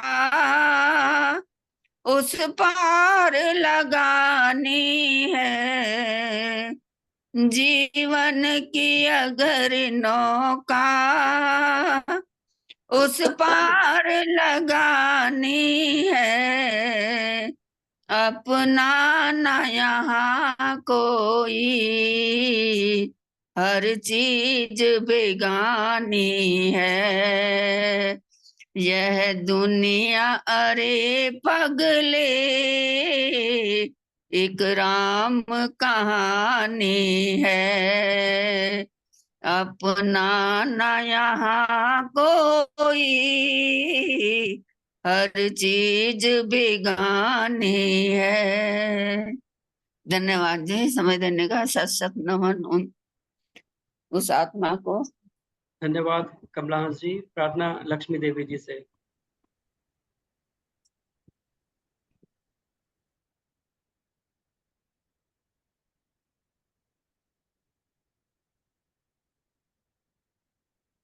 चलिए आइए अब हम यहीं पर विराम दें श्रद्धांजलि के क्रम को और भजनों के क्रम को भी, क्योंकि कार्यक्रम का समय काफी आगे बढ़ चुका है। एक बार पुनः सभी का धन्यवाद। मेरी प्रार्थना आर्य केंद्रीय सभा नगर निगम क्षेत्र की महिला प्रभारी और मंत्री आदरणीय मैडम उषा चित्कारा जी हमारे मध्य उपस्थित हैं। कृपया आए और सभी का एक बार धन्यवाद ज्ञापन करें और अपना संदेश दें। आदरणीय उषा चित्कारा जी। सभी को सादर वंदन। Am I audible? सुनाई दे रहा है? यस। सभी को सादर नमन। हमने पहले भजनों की श्रृंखला सुनी। आशा जी ने विधाता की कृपा से बताया कि हम आनंद की प्राप्ति पा सकते हैं, और फिर सुलोचना जी ने बताया कि मुक्ति का यत्न कर ले, ये जीवन छोटा सा है। सुनीता चौहान जी ने फिर बताया कि वही परिवार स्वर्ग है जिसमें यज्ञ हवन होता है। कौशल्या जी ने बताया कि भगवान ही हमारा आसरा है और उसी का सहारा लेके हम कंप्लीट समर्पण करके अच्छे कर्म करें। फिर श्रुति विजय सेतिया जी का प्रवचन बहुत ही सुंदर और बहुत ही एग्जैक्ट वर्ड्स में उन्होंने बताया कि सच्चा गुरु क्या होता है। और आजकल खास करके जो परवर्टेड माइंड्स गुरु बन रहे हैं, दिमाग तो उनके तेज हैं लेकिन परवर्टेड हैं, उल्टे रास्ते पे चल रहे हैं, ऐसे गुरुओं की लाइन लग चुकी है। और जो भोली भाली जनता को अपना विक्टिम बना लेते हैं आराम से, ऐसे हमने बहुत सारे देखे, गिनाने की जरूरत नहीं, सबको पता है। तो गुरु का वर्ड का मीनिंग भी उन्होंने बताया। मैं अपने शब्दों में अगर एक्सप्लेन करूं तो गुरु का मतलब है गु जमा रू। गु इज अंधेरा, रू इज प्रकाश। जो अंधेरे से प्रकाश की ओर ले चले वो ही सच्चा गुरु है। और माता निर्माता भवती, सबसे पहली माँ गुरु होती है। तो इसका मतलब ये नहीं कि कैसे भी माँ चले, नहीं। आजकल की modern moms, they are given to clubs, they are given to kitty parties, that is more important for them। बच्चों के लिए वो ट्यूशन रख देती हैं, ड्राइवर रख देती हैं, गाड़ी रख देती हैं, बाकी उनका कोई मतलब नहीं। अपना वैल्यूएबल टाइम, प्रेशियस टाइम बच्चे को बनाने में नहीं देती। मैं मॉडर्न मॉम्स की बात कर रही हूँ और ये एक बड़ा मतलब पक्का सच है। तो हम इसकी तरफ ध्यान दें। हम जो सत्संग पे आते हैं, सारे बुजुर्ग लोग आते हैं, यंग लोग तो सुनते हैं नहीं। जिन बुजुर्गों की घर में सुनवाई होती है वो लकी हैं, बहुत अच्छे हैं।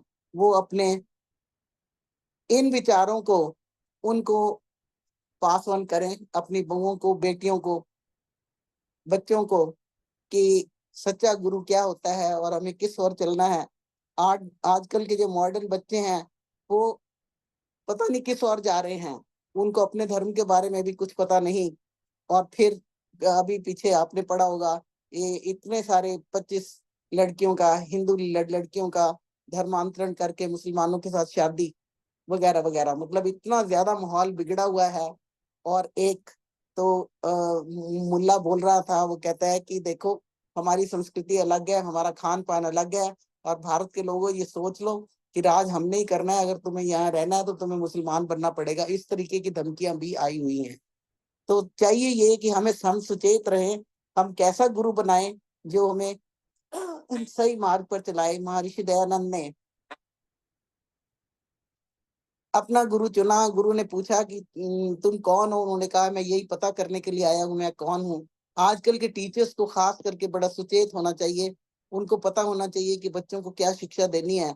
हमारी शिक्षा प्रणाली में भी संशोधन की बहुत जरूरत है, उसमें मॉरल वैल्यूज बतानी चाहिए, अपना धर्म बताना चाहिए। धर्म का मतलब है कर्तव्य, अपना जो कर्तव्य करेगा तो वो ही आगे आगे बढ़ सकेगा।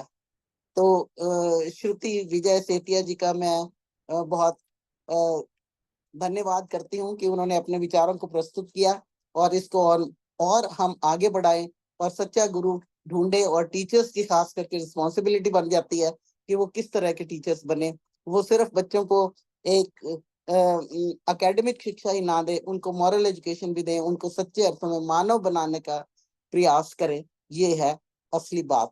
इसके बाद हमने श्रद्धांजलि अर्पित की श्रीमती अंजना चावला जी को। मैं तो उनको ज्यादा नहीं जानती थी। ईरानी बाग में वो खट्टर परिवार है, वो हमारे रिश्ते में है, उनके थ्रू थोड़ा बहुत मैंने सुना हुआ था। तो मुझे भी पीछे एक सत्संग दिल्ली का था, उसमें मुझे उन्होंने अध्यक्ष बनाया, उसमें भी अंजना जी का जिक्र आया तो मुझे कुछ पता चला। तो जो ऐसी शुद्ध आत्माएं होती हैं उनका गान सभी गाते हैं। यहाँ भी कम से कम 7-8 लोगों ने श्रद्धांजलि अर्पित की। तो सभी का निचोड़ ये था, रजनी पिपलानी जी से लेकर और लास्ट में कमला हंस तक, निचोड़ यही था कि ये संसार मुसाफिर खाना है और the uncertainty of life and the shortness of life was emphasized. और मैं इसको सम अप इस तरह करूंगी कि अनसर्टेनिटी ऑफ लाइफ और shortness of life, it all depends on karma theory, कि हमारे जो कर्म है उसी के अनुसार हम जन्म लेते हैं, उसी के अनुसार उतना ही हम इस संसार में विचरते हैं। जितने हमें सांस लिखे हुए हैं उतने हमें सांस लेने हैं। इन सांसों की उम्र हम कैसे बढ़ा सकते हैं? कहते हैं ना कि चलत 18 सोबत जाए 20। तो मतलब अपना जो अपनी ये जो जवानी है, अपनी जो उम्र है, मनुष्य हमेशा जवान रहता है, बूढ़ा कभी नहीं होता। मैं बुढ़ापा नहीं मानती। अगर दिल जवान है, दिल में जोश है, तो हम यंग हैं। एज कोई फैक्टर नहीं होता। एज इज नेवर हैम्पर, रुकावट नहीं होती ये, बल्कि हैम्पर गिफ्ट है। As is sort of hamper in English, कि ये गिफ्ट है जिसको हम यूज करें ठीक से, अपने एक्सपीरियंसेस को बच्चों तक पास ऑन कर सकें और बच्चे भी सुने और समाज उन्नत हो सके।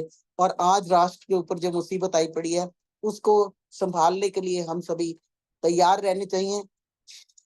हमें शास्त्र के ज्ञान के अतिरिक्त शस्त्र विद्या भी जाननी चाहिए। बच्चों को सबको सिखाना चाहिए कि कैसे वो अपने आप को संभाल सके, कैसे अपने आप को सरेंडर ना करें बुराइयों के सामने और कुविचारों के सामने। तो ये बड़ी एक रिस्पॉन्सिबिलिटी है आज हमारे सबके ऊपर। हम जो इस उम्र के लोग यहाँ बैठे हुए हैं, रिटायर्ड लोग बैठे हुए हैं, तो वी हैव, देखो रिटायर्ड वर्ड होता है रीटायर्ड। हमें टायर जो है हमारे वो बदल चुके हैं, रीटायर हो गए हैं, नए टायर लग चुके हैं। तो जिंदगी और भी तेजी से दौड़ सकती है, provided we make the maximum use of it for the utility of samaj, for the utility of राष्ट्र, for the utility of our nation, for the utility of our धर्म, कि हम अपने वैदिक विचारों के थ्रू, क्योंकि वेदों में सब ज्ञान लिखे हुए हैं, कोई भी ज्ञान ऐसा नहीं जो जितने ये इसरो के भी हुए हैं, इन्होंने सबने ये जितना ही ये रिसर्च वर्क किया है ये सब वेदों में लिखा हुआ है। वेदों का ज्ञान ही है जो आगे चल रहा है। तो हमें भी अपने वेदों के ऊपर, जैसे एक मेरी बहन ने बोला कि घर वही स्वर्ग है।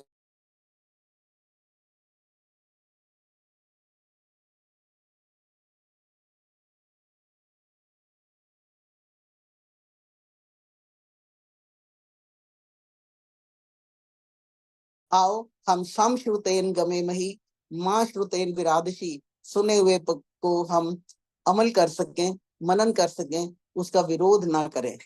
ऐसी हमारी प्रार्थना होनी चाहिए और ऐसा हमारा प्रयत्न होना चाहिए। सिर्फ बोलने तक नहीं, करने तक होना चाहिए। हम रोज हवन करते हैं, रोज बोलते हैं या रूप प्रभु हमारे भाव उज्जवल कीजिए, तो आओ हम बैठे रोज रात को सोने से पहले अपने आप में बैठे, अपने आप का एनालिसिस करें। Analysis is power and the power of analysis बहुत बड़ी चीज है। तो हम अगर हम एनालाइज करेंगे कि हमने क्या किया सारा दिन भर, कुछ अच्छा किया, क्या बुरा किया, उसको हम कैसे इम्प्रूव कर सकते हैं, राष्ट्र के प्रति हम कैसे सेवा कर सकते हैं, इन सभी चीजों को दिमाग में रख के हमें वैसा ही गुरु देखने की कोशिश करना चाहिए। मैं अगर वापस उस पॉइंट पे आऊं, जो हमें अंधेरे से, गु इज अंधेरा, रू इज प्रकाश, जो हमें अंधेरे से प्रकाश की ओर ले जाए। तो ज्ञान से अज्ञान से ज्ञान की तरफ ले जाए, अविद्या से विद्या की तरफ ले जाए, असत्य से सत्य की तरफ ले जाए। सारे आर्य समाज के नियम इसमें आ जाएंगे। रेपिटेशन करने का कोई फायदा नहीं। हम ये चीजें फिर इसलिए तभी कर पाएंगे, जो मैं हर बार कपलेट सुनाती हूँ इंग्लिश का, self respect, self knowledge and self discipline, these three things lead a person to sovereign Heights.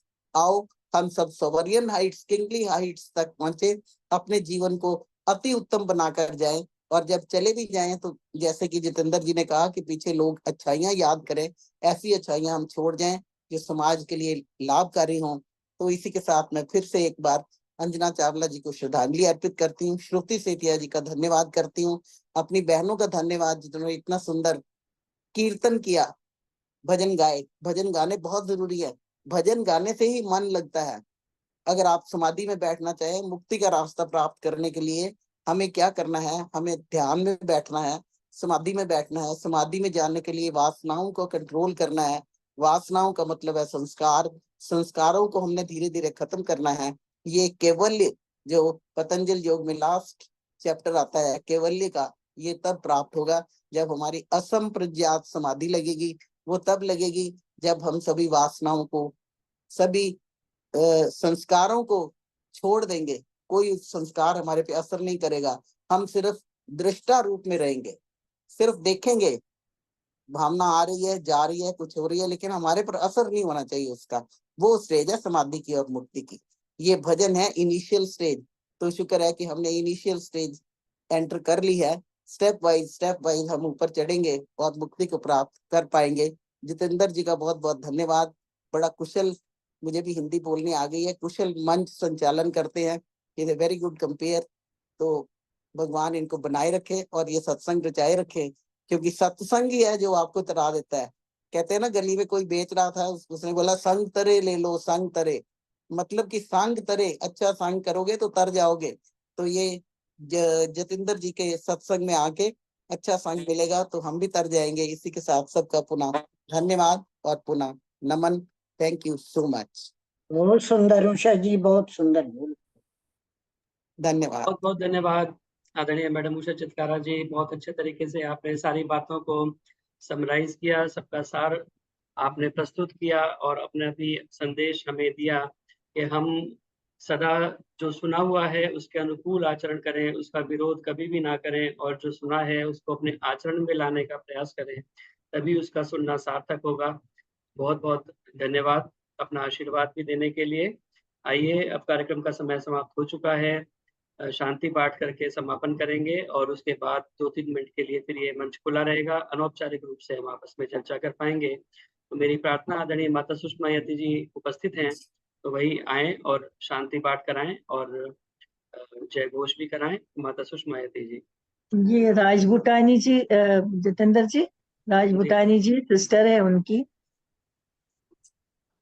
हाँ, वो बताया था बीच में। चलिए, अब शांति पाठ करेंगे केवल जी।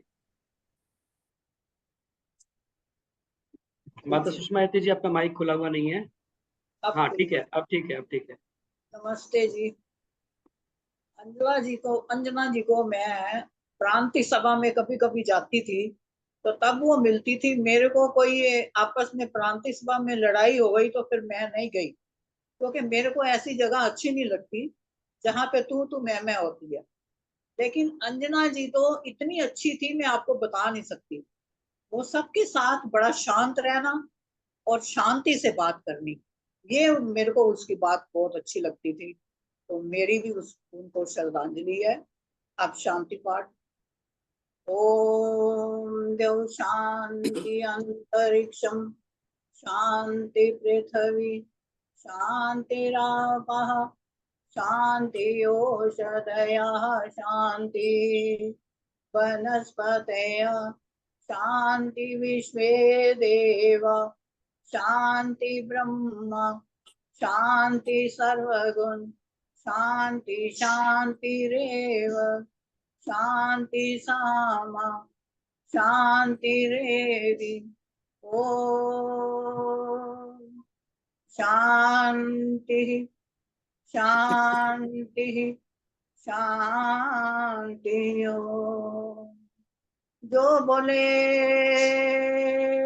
सो अभय वैदिक धर्म की जय जगत गुरु महर्षि दयानंद की जय गुरु दंडी विरजानंद महाराज की जय मर्यादा पुरुषोत्तम रामचंद्र महाराज की जय योगी राय श्री कृष्ण भगवान की जय भारत माता की जय हो गौ माता का पालन हो हरे समाज अमर रहे वेद की ज्योति जलती रहे ओम का झंडा ऊंचा रहे सत्यार प्रकाश अमर रहे भाषा अमर रहे संस्कृत भाषा अमर रहे वैदिक प्रणव ध्वनि